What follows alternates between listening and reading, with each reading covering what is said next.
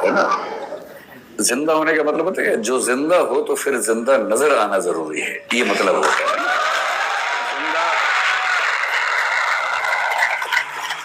एक बहुत प्रसिद्ध शेर है, उसूलों पे जो आँच आए तो टकराना जरूरी है, जो जिंदा हो तो फिर जिंदा नजर आना जरूरी है। तो मैं इसलिए कह रहा हूं कि आप लोग ऊर्जा से लबरेज युवा हैं और अभी आपके सपने देखने की उम्र है। जिंदा तो बहुत लोग हैं, लेकिन कुछ लोग जिंदगी ढो रहे हैं, घिसट रहे हैं, और आप भरे हुए हैं ऊर्जा से। इस देश को नौकरी मांगने वालों से ज्यादा नौकरी देने वालों की जरूरत है, और हम अपने 5000 साल के इतिहास में पहली बार उस दौर में हैं जहां स्टार्टअप करने वालों को इज्जत मिल रही है, वरना यहां इज्जत नहीं होती है। अभी जो सरकारें हैं हमारे पास, सेंटर में भी, कुछ स्टेट्स में भी, और किसी मामले में आप उनसे सहमत हों असहमत हों, समर्थन करें विरोध करें, इस मामले में तो आपको मानना पड़ेगा कि उन्होंने पहली बार स्टार्टअप करने को इज्जत वाला काम बना दिया है। और यदि ऐसा बना ही दिया है, और फिर श्रीराम कॉलेज ऑफ कॉमर्स के ग्रेजुएट्स जिन लोगों ने बिजनेस को इतना ध्यान से समझा है, उसकी बारीकियां समझी हैं, वो उसके बिना अगर वो भी नौकरी ढूंढते रहेंगे तो फिर देश कैसे आगे बढ़ेगा। तो कुछ साल नौकरी करना ठीक है, लेकिन यदि मुझसे पूछेंगे तो मैं ये कहूंगा कि अगर आप वैसे व्यक्ति हैं कि चुपचाप जिंदगी गुजार लेनी है तो ठीक है, कीजिए नौकरी। नौकरी करनी है, साथ में कुछ किताबें लिखनी है तो कीजिए नौकरी। पर यदि कुछ बड़ा सोचा है, अगर आप चाहते हैं कि आप इस देश और समाज को कुछ बड़ा योगदान दे सके, तो सबसे अच्छा विकल्प है उद्यम। और उद्यम का मतलब केवल आर्थिक उद्यम नहीं होता है।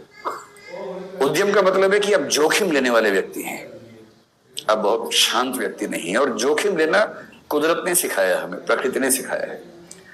प्रकृति के विधान में सुरक्षा नहीं होती है, प्रकृति के विधान में जोखिम ही जोखिम है। वो तो हमने शहरों में, गांवों में सुरक्षा डेवलप कर ली है, और थोड़ी बहुत सुरक्षा जिंदगी में रहे तो अच्छा भी लगता है। लेकिन जंगल का नियम, प्रकृति का नियम सुरक्षित नहीं टिका है, वो खतरों पे टिका है, जोखिम पे टिका है। जो भी आप में से अपनी जिंदगी को शानदार बनाने के लिए जोखिम लेने को तैयार है, मेरी नजर में वही एंटरप्रेन्योर है, वही उद्यमी है। और जोखिम केवल पैसे के लिए नहीं होता है, होना भी नहीं चाहिए।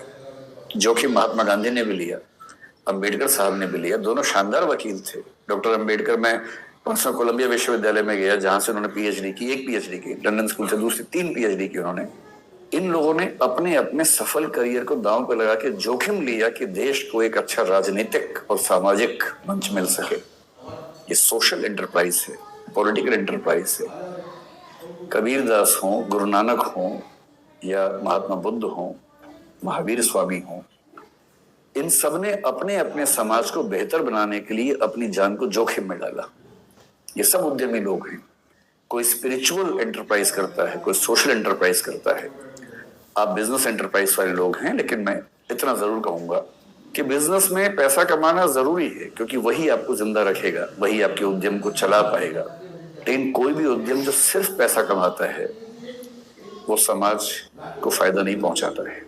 और मैं एक बात अक्सर कहता हूँ, आखिरी बात आपसे वही कह रहा हूँ कि अगर अपने जीवन को एक ठीक दिशा देनी है तो सिर्फ एक काम कीजिए। बहुत बुरा लगेगा, पर मुझे ये सलाह मेरे एक मित्र ने दी थी, मैं आपको दे देता हूँ। आज घर जाके अपनी ओबिचुअरी लिखिए।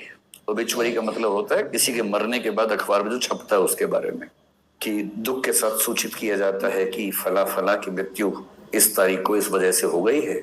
उसके बाद के 4 लाइनें आप अपने बारे में क्या चाहते हैं लिख लीजिए, उसे बनाइए विजन स्टेटमेंट। वो लाइनें कई तरह की हो सकती हैं। एक ये हो सकती है कि इस व्यक्ति ने जीवन में खूब पैसा कमाया, इसने गुटखा बनाने वाली कंपनी बनाई, इसने अरबों रुपए कमाए और इसकी वजह से कई लाख लोग कैंसर से मरे, पर पैसा खूब कमाया। दूसरा ये हो सकता है कि ये व्यक्ति चाहता तो अरबों रुपए कमा सकता था, पर इसने लाखों ही कमाए और अपनी ऊर्जा उन चीजों में लगाई जो समाज को और बेहतर बना सकती है। ये चाहता तो डीजल की कार बना के खूब पैसा कमा सकता था, तेल के कुएं खोद के खूब पैसा कमा सकता था, पर इसने सोलर पैनल्स में अपनी ऊर्जा लगाई क्योंकि उसे चिंता थी कि मेरे साथ साथ इस समाज का भी भला होना चाहिए। तो जो मैं कंक्लूडिंग रिमार्क के तौर पे कहना चाह रहा हूं, आप लोग इस देश के भविष्य हैं, स्टार्टअप की दुनिया के भविष्य हैं। कुछ बड़ा कीजिए और ऐसा मत कीजिए जो केवल और केवल बिजनेस तक सीमित हो। जब बिजनेस और एथिक्स मिलते हैं तो जो सिनर्जी बनती है, वो सिनर्जी किसी भी देश और समाज के लिए बेहतर है।